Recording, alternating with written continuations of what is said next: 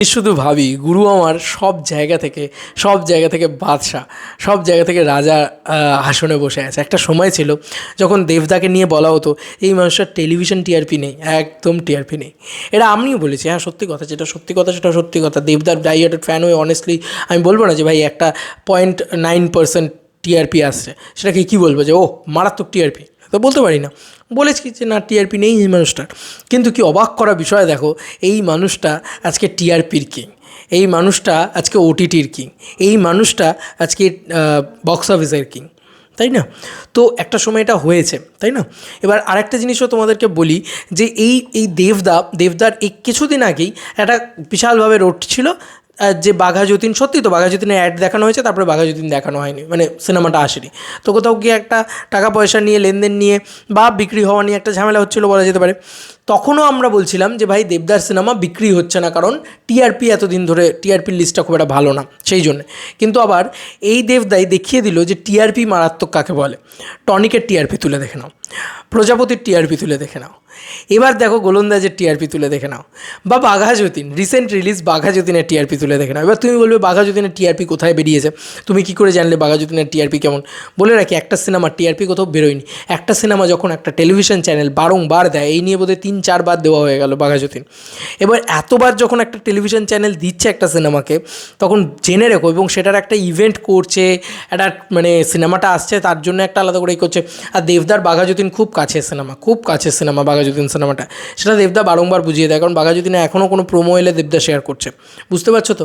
তো বাঘা যতীন এটুকু বুঝিয়ে দিয়ে গেল যে ভাই টিআরপিতে রাজত্ব করেছে দেবদা।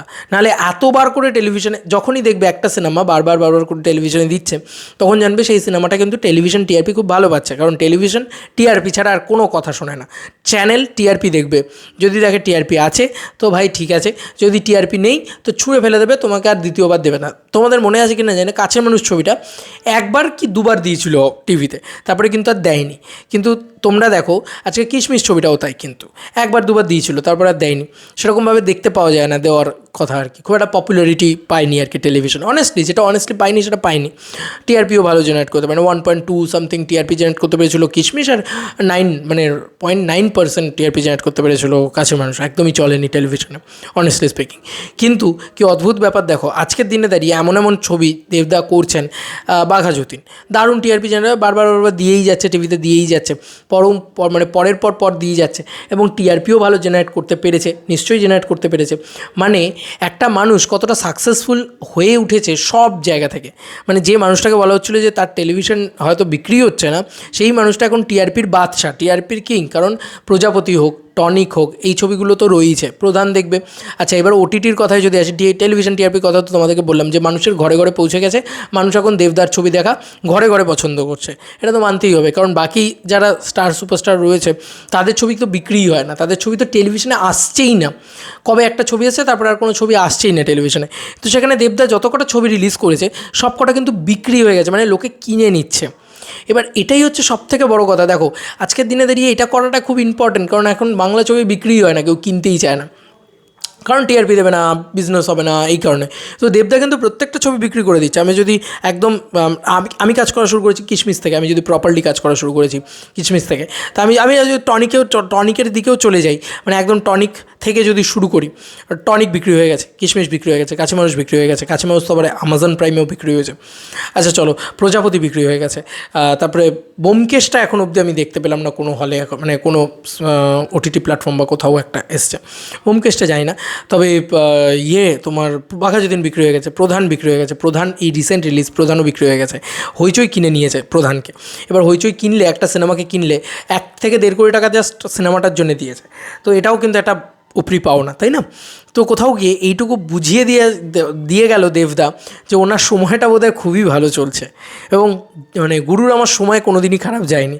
মানে গুরু আমার চিরকালই এরকমই সাকসেসফুল ছিল, মানে টেলিভিশনেও তাকে নিয়ে পাগলামি, বাঙালির মনে, আমি বললাম না বাঙালির ঘরে ঘরে দেবতা। তো আমাদের পশ্চিমবাংলায় ঘরে ঘরে দেবতা, এটা মানতেই হবে। প্রত্যেকটা ঘরে ঘরে দেবদার একটা আলাদাই রেসপেক্ট, এবং প্রত্যেকে যখন টেলিভিশনে দেবদাস সিনেমা দেখছে সবাই মিলে বসে দেখে যাচ্ছে। আমার বাড়িতে দেখছে, আমার বাড়িতে বসে বসে দেখছে, তো আমি কি বলবো, আমি আলাদা করে কিছু ডিফারেন্ট, আমি নিজের বাড়ি দেখে বুঝতে পারছি। বাকিদের তো ছাড়ো, যেখানে সারাদিন সিরিয়াল চলে সেখানে বাঘা যতীনের খবরটা ঠিক রাখছে, ঠিক বাঘা যতীন দেখে নিচ্ছে, ঠিক আছে, সময় সময়। ঠিক আছে, এরকম একটা ব্যাপার আমি যেখানে টেলিভিশনের সঙ্গেই যুক্ত নয় কোনোভাবে।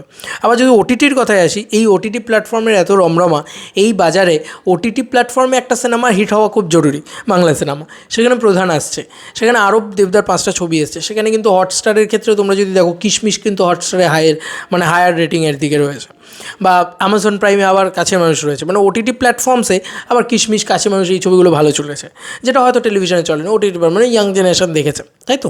তো এখান থেকে বোঝা যাচ্ছে কি, যে সব জায়গায় রাজত্ব হয়। বক্স অফিস তো ছেড়ে দাও, 9টা ছবি পরপর হিট আছে বক্স অফিসে, কোনো এরকম ফ্লপ নেই, মানে ফ্লপ বলতে পারবে না, অ্যাভারেজ বলতে পারবে না কোনো ছবিকে, সব হিট, সুপার হিট, ব্লকবাস্টার, মানে অ্যাভারেজও নেই কোনো ছবি।